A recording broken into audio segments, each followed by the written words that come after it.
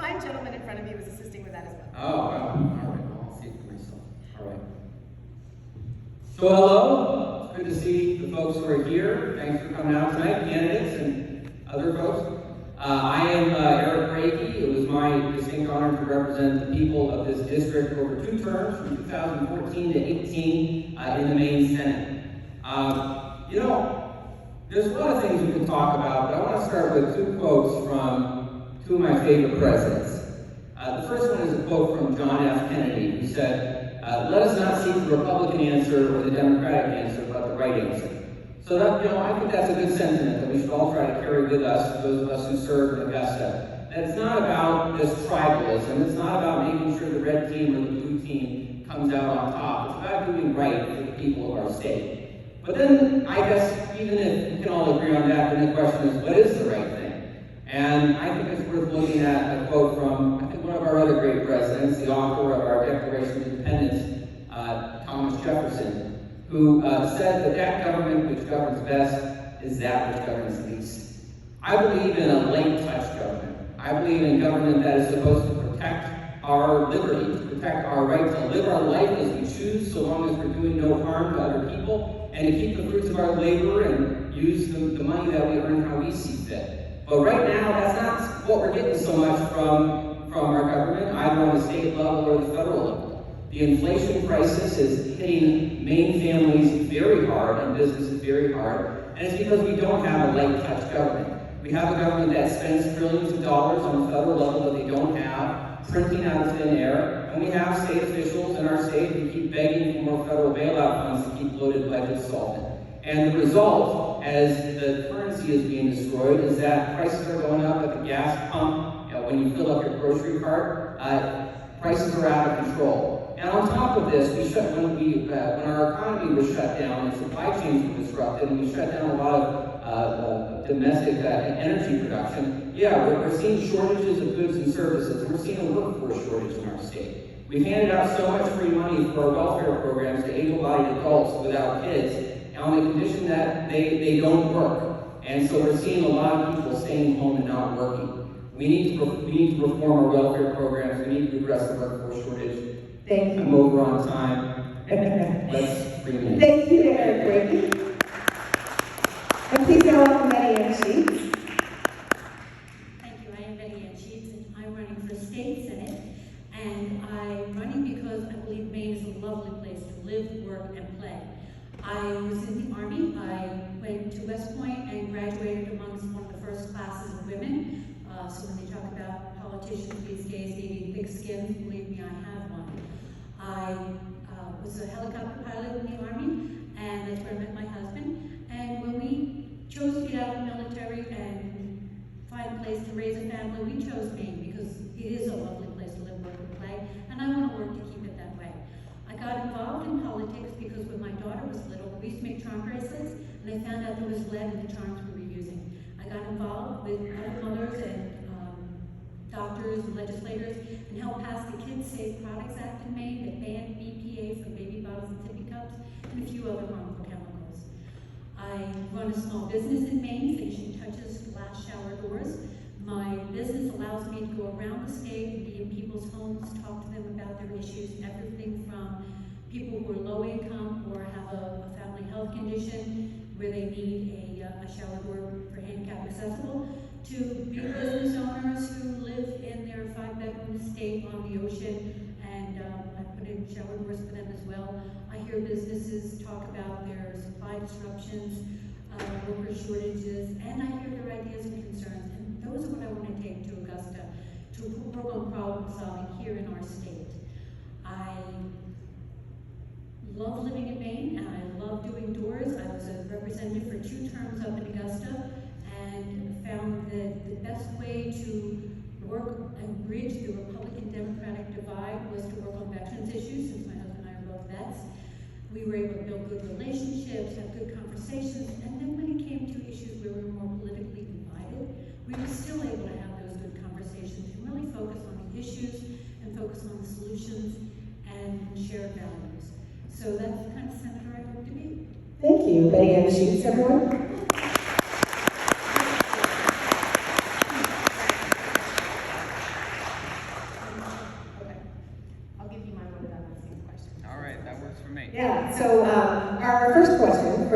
here with you tonight, as you both touched on, as you introduced yourself, is the impact that inflation is having both on businesses and on families.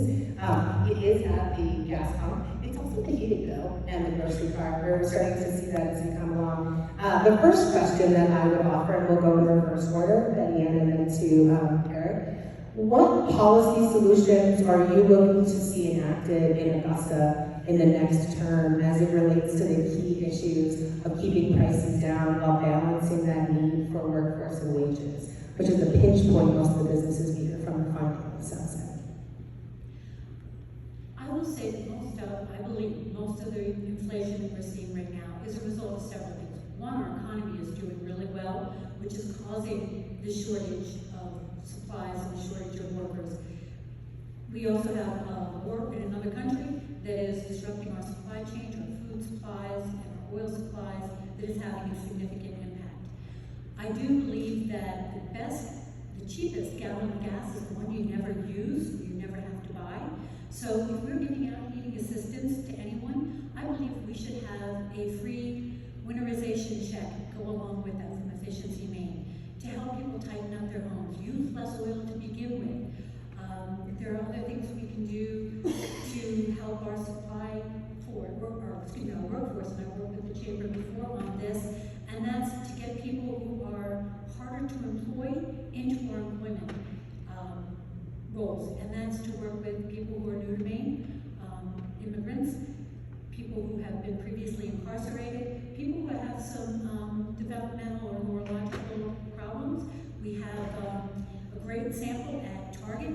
They hire people for their overnight shifts who might be harder to employ in other jobs. Tam Brands has a whole department that is people with OCD or other developmental issues who do a great job and are very focused on their specific tasks. There's many employment opportunities that we just need to help people find the right people to fill. Thank you. 90 seconds. So I disagree very strongly that the economy is doing well. The economy is not doing well. Our economy in Maine is shrinking, all right? Our GDP is going backwards. Inflation is ravaging the Maine people of our paychecks and our retirements, our kids' college fund, and this was utterly predictable. In fact, 2 years ago, when the policy debate was we should shut down the economy and print trillions of dollars out of thin air to fund everything that we want, I warned at the time, inflation is going to be a predictable consequence of this, and the inflation is here. You don't need to be Elon Musk to understand. Elon Musk said, if you don't make stuff, you don't have stuff.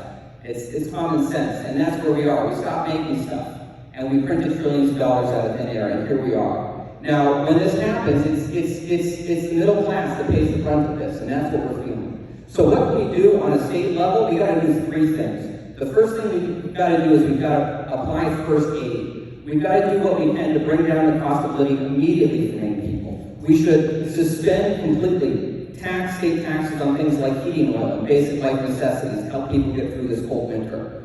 The next two things we have to do, we gotta get our productivity up. We gotta get more goods and services being produced.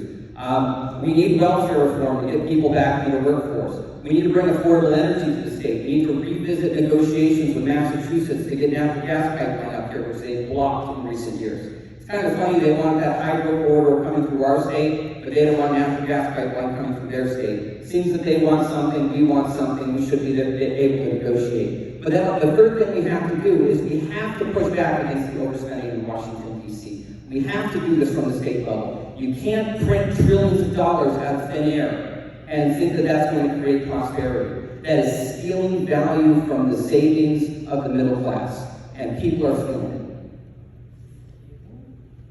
Thank you very much. One of the items that we hear from businesses the most, which Bettyann touched on directly, is workforce. When we're hearing from businesses day to day, and it has not become a lesser concern, it's been a more pronounced concern as the pandemic has made, is about workforce. We have seen unemployment rates drop to near historic, back down to 3.5%. Locally in this region. And employers are struggling. In fact, one of the biggest limiters that we hear from them is that they're considering not opening a second education, not because of the supply chain and not because of the cost of lending or capital investment, because they're not sure if they're going to have the workers for it. And so, if elected, what are the 2 things that you would do to support the workforce? And Spencer, it's your turn. First, we should acknowledge some of the mistakes that were made along the way. We should never have fired our healthcare workers. Every single nurse I talk to in our healthcare system is telling me how they are overworked. Those who manage to stay on are burnt out, and people are leaving the field. We have a crisis in our healthcare system because of the workforce shortage. So the first thing we should do is give our fired healthcare workers the opportunity to come back to their jobs. That's one thing that we should do.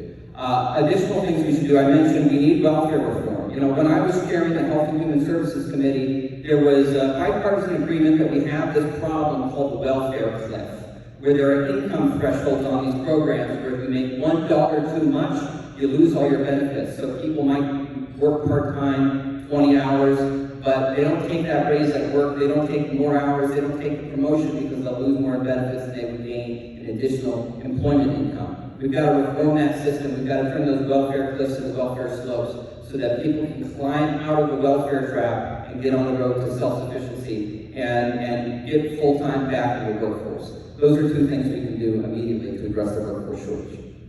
And vocational education. 2.5. 2.5. Bettyann. Thank you. And I am a big supporter of vocational education. As you heard, I work in the trades, they pay very well, and they're the perfect fit for many people. Not that I don't think both my kids should go to college.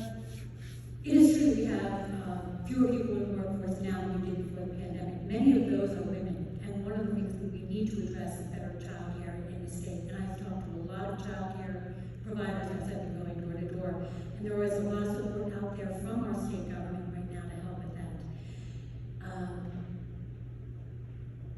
So I'm blank on the other one. The welfare cliff. We did have a welfare cliff. We have fixed a lot of that over the last couple of years. We have, you know, when I was a landlord, when people got Section 8 housing, as they made more, they had to pay more into their housing. They paid their portion into the housing to their landlord. The more they made, the more they got to keep, but yes, they had to pay more in. We also have something called the Earned Income Tax Credit. As you earn money, they want to wean you off the system where you're relying on benefits, and you get an Earned Income Tax Credit. It's an encouragement for people to work. And as they make more, the Earned Income Tax Credit goes up for a while. It's a way to get people to take those extra hours, to take those extra things. Unfortunately, Republicans keep talking about cutting the Earned Income Tax Credit. They badmouth it, and I don't understand why, because it is a way to encourage people to not rely on these programs, but instead to start receiving more money, earning more money, paying taxes, because you have to pay taxes to get the Earned Income Tax Credit, and benefit by being more independent. Thank you. Thank you very much. A round of applause for our Senate District 20 candidates for election.